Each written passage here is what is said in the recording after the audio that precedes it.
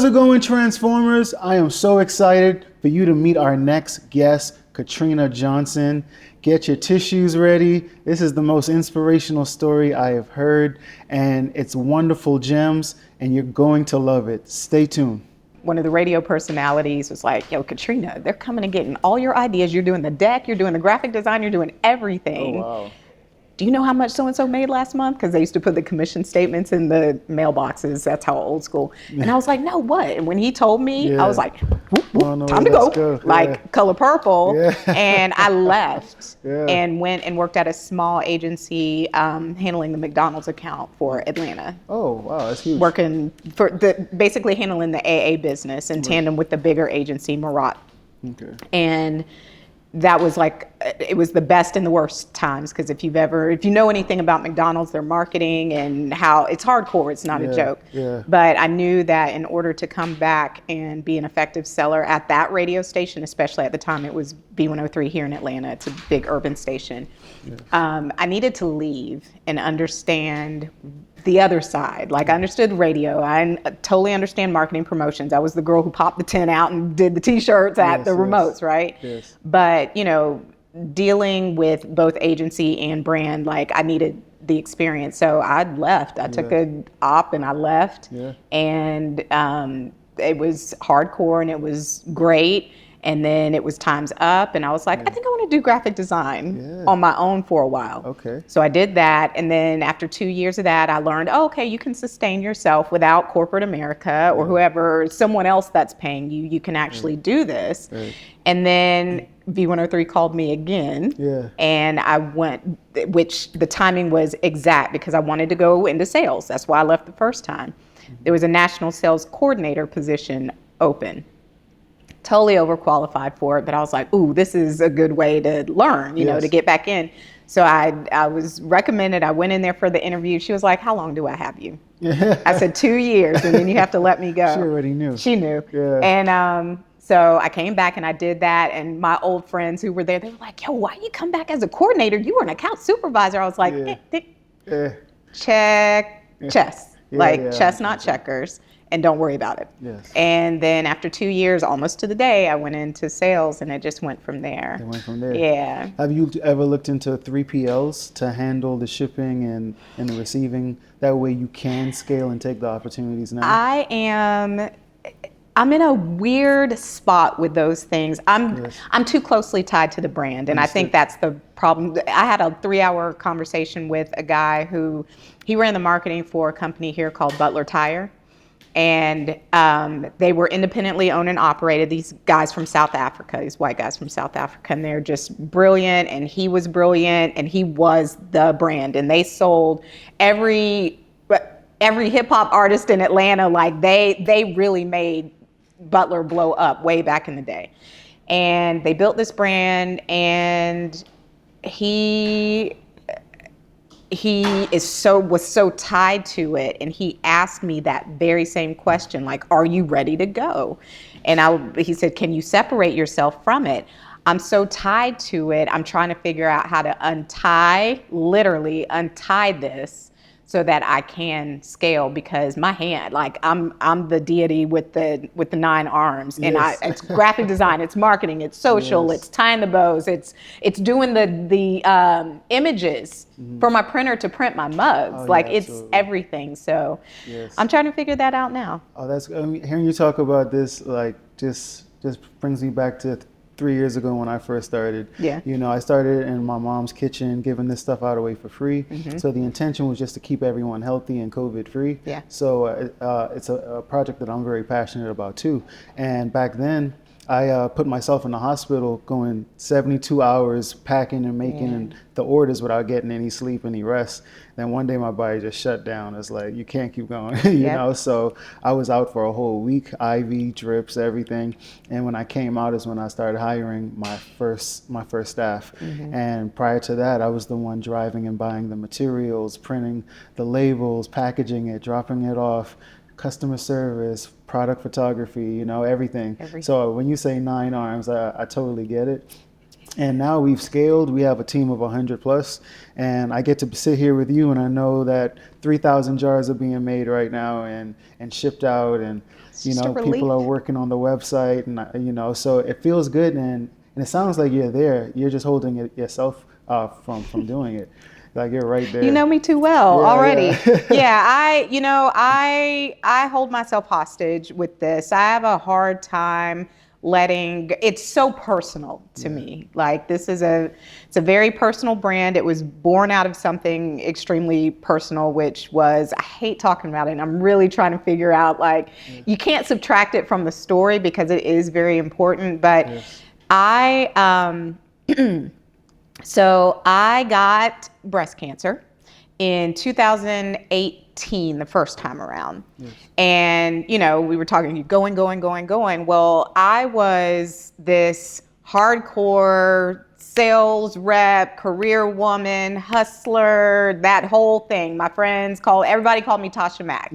And I wore that like a fur coat and dragged it all around the city. I loved it. Yeah. And, growing up with nothing, all I wanted to do was make money. I have manufactured holes in these jeans. Yes. But, growing up, I had holes in my jeans that I was trying to cover up, and, the shoes that weren't the authentic brand. And it was the whole thing, right? Yes. And so when I had the opportunity to, get into radio, I wanted to be in the music business. I wanted to actually be in marketing at a record label, but I couldn't get in. I didn't know anybody. And then I made a phone call to this radio station and got in that way. And it just went from there, and God just allowed things to just flow. But I wasn't listening, and I was going too hard and too fast, and I got dealt with. I got sick the first time around. Mm-hmm. And as soon as I got well, I jumped back in again. I mean, it's like, oh, you can go back to work on the 1st. I'm there on like the 31st, right? Yes. And that happened about 5 times. Yeah. Surgery after surgery after surgery, until God was like, warning shot. Yeah. We're going to give you cancer. Wow. And if this doesn't wake you up to change, obviously he was trying to get me to pivot into like out of that, because as a woman, sales and dealing with brands and agencies and it's hardcore. There's deadlines. You're going toe to toe with, people to try to get $1 million from them. There's a lot of things that goes on there, and it wears on you. And it wore me down, but I kept going because I had golden handcuffs on, right? And those are hard to take off. Yes. And God was like, snatch! No more, sit down. And I went back to work. After having the most monumental surgery of my life and dealing with everything, I went right back to work.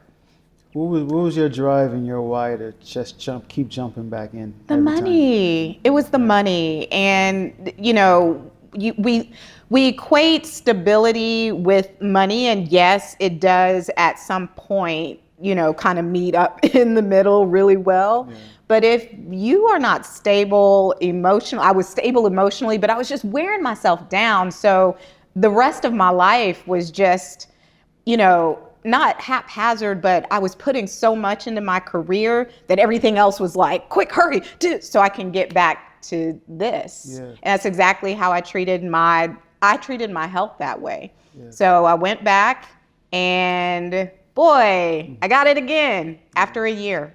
Yeah. And had to sit down for real that time. And during that moment in my life, I was taught a lot of lessons. And I got up. Well, actually, God was like, go in that corner and meditate. I was like, meditate? I mean, I've been thinking about it, but how do you do it? And I could barely walk. And I got up and I sat down in this space that I always knew was going to be important in this home. And as soon as I sat down and closed my eyes, I just started to breathe. And mantra mugs literally just appeared like it was written on the wall. And I was like, what is this? Mantra mugs. And I just kind of tucked it away, but I knew that it would be something that I probably wasn't gonna, it was too good. The name was too good. Yeah. And it just kind of went along with me wanting to give gifts to people who helped me. And then here comes the name of this company that I just, just came to me. Yeah. And the way that everything transpired after that was nothing short of miraculous, like real talk, miraculous. But, it sounds like the story of sowing and weeping. You have a great story, and you want to give back, and you want to help people. You've been through something, and you want to encourage people to be encouraged. Mm-hmm. And it really started from a good place, and now it's just ready to like take off, you know. So I almost want to see that happen, so people have these mugs in their hands and that vision. But do you feel like because of your hustle from the past and what it has done, the wear and tear on you, you feel like that's why you're kind of hesitant to go too big too fast? Building this brand in my home for the last 3 years has given me the ability to press the gas and let up on the gas when I want to. And that's not like being braggadocious. It's just real. Yeah. The kind of like you during COVID, you came up basically with a solution to help people. Mm-hmm. So I launched this right before COVID hit. And because I was gainfully employed at the time, and then COVID hit, and immediately people started losing cars and houses and jobs and things like that, I was about to just pull out. I didn't feel right asking people for money for a mug,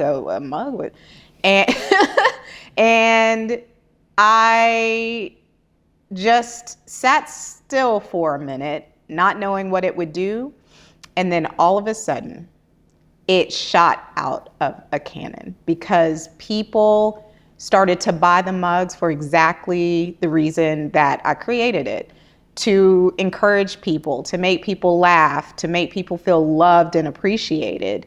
And that was, my solution for COVID. But after that, it kind of took on a life of its own. Yes. The brand affinity towards these mugs is just insane. And so during these last few years, going back to what you said about, letting go, and I'm scared that, not scared, but, I know that as soon as I start to let things go, because I have people around me who are waiting to catch. Yes, of course. I get harassed like every other, what are you doing? Yeah. What are we doing? What's happening here? Because I know there's other stuff on the other side, and, it's beautiful to have people waiting for the next, the next thing. Already.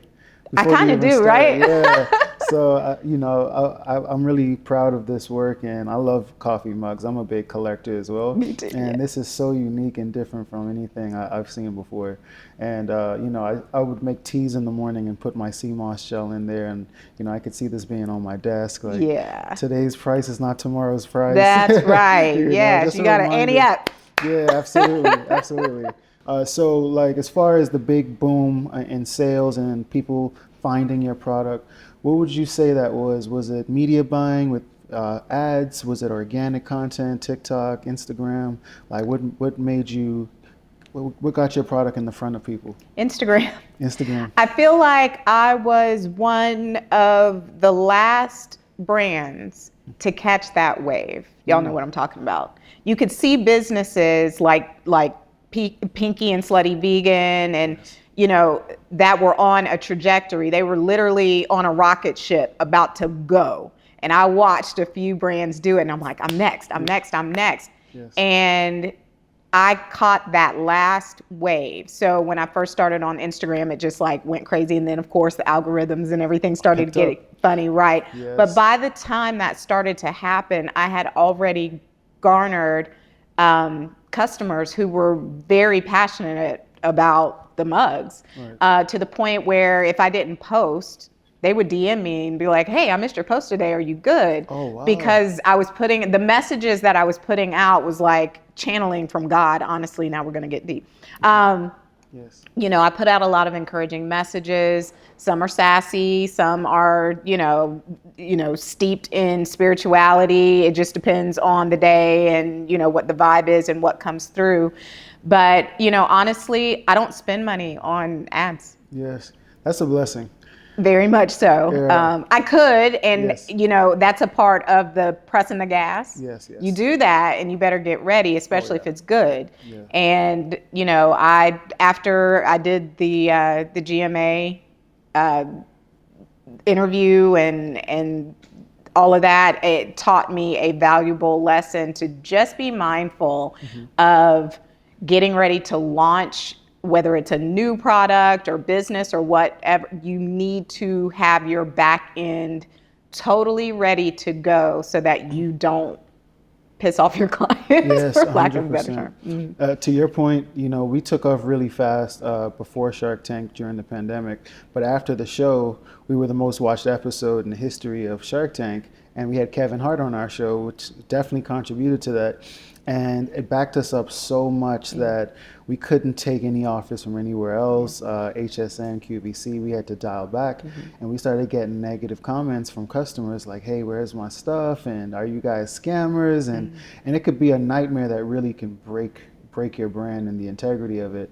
And for us, our solution to that was, I figured I'm going to beast out my customer service team. If I hire enough customer service reps and I have 24/7 customer service, chat support, phone, text, DMs, then it's a human answering you, and we're not running away.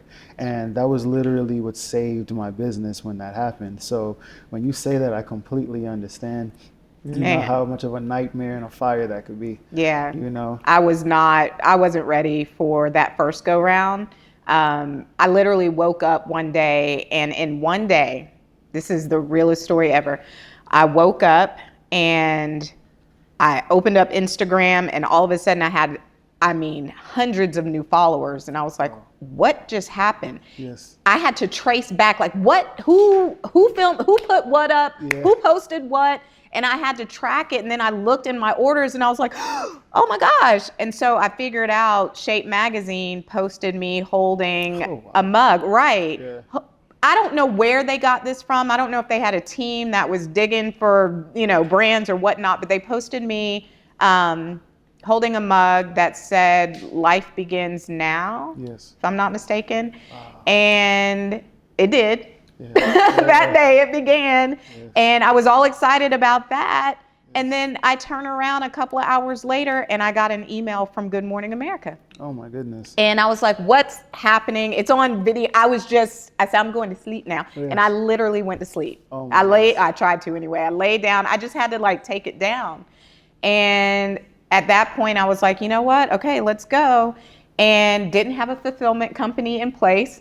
Yeah. What was I thinking? Yeah. I had no idea. Yeah. And did the thing, and all of a sudden 9,000 mugs needed to be ready to go out the door. Wow, that's incredible. And I thought I was going to have friends and family help, which they did. Yes, My friend Vernicia, she owns a paint and sip company called Brushed. Yes. And she had a whole venue. And she let me come in, no cost. We had all our old friends come and box and I have the videos, pictures. Yeah. And then all of a sudden it was like, oh, we have to ship these? Yes. How are we? Oh my gosh. Yes. Out of the clear blue sky, a woman I don't know who owns the Modern Mystic at Pont City Market.